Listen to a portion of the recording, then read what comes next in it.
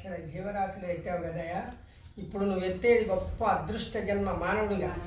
కాబట్టి నన్ను బయటికి ఏమన్నాడు. ఏమంటే ఆయన అడుగుతున్నాడు, వేస్తాను కానీ మళ్ళీ ఇట్లే చేస్తావా, లేదా నీ పూర్వజన్మ సుకృతం అంతా నేను చెప్తున్నాను. బయటికి వెళ్ళిన తర్వాత నామస్మరణ చేసి నీవెవరో తెలుసుకొని నిదానంగా ఒక దోసకాయ ఉందనుకో, దోసకాయ పంట పెడితే దానంతా అదే తొడుగు ఊడిపోతుంది. చంపితే తీగంతా కదులుతుంది, వెళ్ళిపోతే దానంతా అదే ఓపెన్ అయిపోతుంది. అట్లా ఉండాలి జీవుడికి దేవుడికి.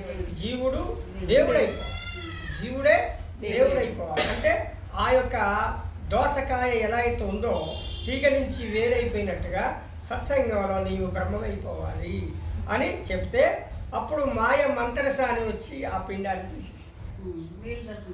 కలిమాయలో ఉన్నటువంటి జీవుడిని బొడ్డు కోసి కలి నీళ్ళు చదవని కేవలం మొత్తుకుంటాడు. ఎందుకని గత జన్మ మర్చిపోయాడు. మర్చిపోయి అప్పుడు ఏమన్నాడు, ఓ అన్నం. ఏమంటున్నాడు, ఓ ఓ అన్నం అంటే అమ్మ పాలివే అన్నం. ఓ అన్నం, ఓ అన్నం అంటే ఆకలి అన్నాడు. పుట్టతో నీళ్ళు చల్లటం ఆలస్యం లేదు, ఓ అన్నం అంటాడు. అప్పుడు ఏమంటే తల్లి దగ్గర తీసుకొని, తల్లి దగ్గర ఎంత ఆస్తి చూడండి, ఎంత ఆస్తి భగవంతుడు ఎప్పుడో తయారు చేసి పెట్టాడు. 6 months చూడు మరి ఎంత గొప్ప అదృష్టం. పిల్లవాడు పుట్టగానే దగ్గర తీసుకొని రొమ్ము నోట్లు పెడితే వాడు తాగుతూనే ఉంటాడు. వాడు వయసు ఎంత, వాడేంత, వాడు పుట్టి నీళ్ళు చల్లిదో లేదో అప్పుడే ఓ అన్నం ఓ అన్నం అని తాగుతాడు. అప్పుడు ఈ కలిని మాయ మంత్రసాని నీళ్ళు చల్లగానే గతం మర్చిపోతాడు.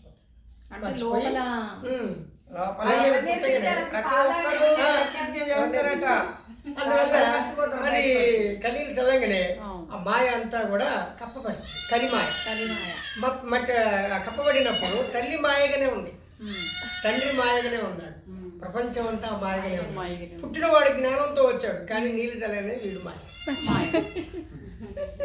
మాయ అయిపోయాడు. తల్లి మాయ, తండ్రి మాయ, ప్రపంచమే ఒక మాయ. వీడు మాయంతా అతుక్కుపోయింది దీనికి. గత జన్మ మర్చిపోయి నేనేదో పెద్ద విధ్వంసుడు అయిపోతా అనుకుని దండం పెడితే మహావిష్ణువు వచ్చి మంత్రసాన్ని పంపించి తీసుకుపో, ఏదో చేయిపో అని పంపిస్తే నీళ్ళు చల్లగానే గతం మర్చిపోయి వీడు మాయలోనే పెరుగుతుంది. మొత్తం పెరగటం, పాలు మాయ, అన్నీ తినటం, తాగడం అంతా మాయ. ఈ తల్లిదండ్రులు కూడా మాయని నిజమని చెప్తా ఉంటారు. సన్నమామ రావే, జాబిల్లి రావే, కొండకి రావే, గోగు పూలు దేవే, మావాడికి ముద్ద తినవే అంటే ఈ ప్రకారం అనుకుంటాడు నిజంగానే సన్నమామ అవుతున్నాడు. ఇప్పుడు ఇన్నిసార్లు తిన్నా సన్నమామ అయితే రాదు.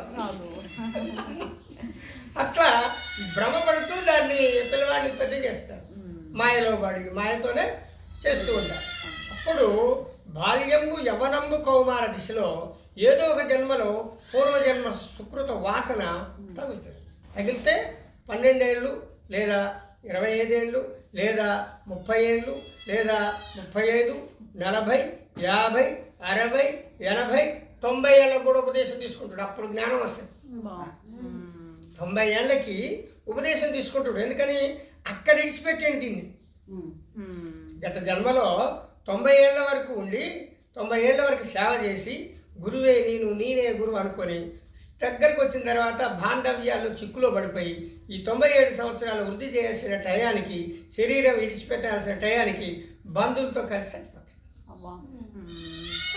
జ్ఞానం పోయింది, ఇక లేదు జ్ఞానం లేదు, మళ్ళీ జన్మ ఎత్తి ఆ 90 ఏళ్ళ దాకా నానా బాధలు పడి 90 ఏళ్ళకి గురువుని ఆశ్రయించి పడుకున్నాడు.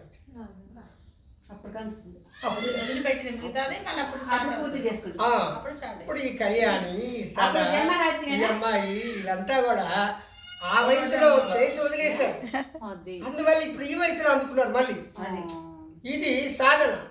వస్తే గమ్యానికి వెళ్ళిపోవచ్చు, మళ్ళీ ఇక్కడ ఆగిపోవచ్చు. అందుకని ఆగిపోకుండా గమ్యాన్ని చేరుకోవడానికి సాధన చేయాలి. ఈ సాధనే సత్సంగం. సత్సంగచ్చే నిత్యంగచ్చం, నిత్యంగచ్చే నిర్మోలత్వం, నిర్మలమవుతమే జీవన్ముక్తి అన్నాడు. అంటే ఆ భక్తిని పెంచుకుంటూ పెంచుకుంటూ పెంచుకుంటూ పెంచుకుంటే నిర్మలమైన నిర్మలమైనటువంటి ఆ బోధ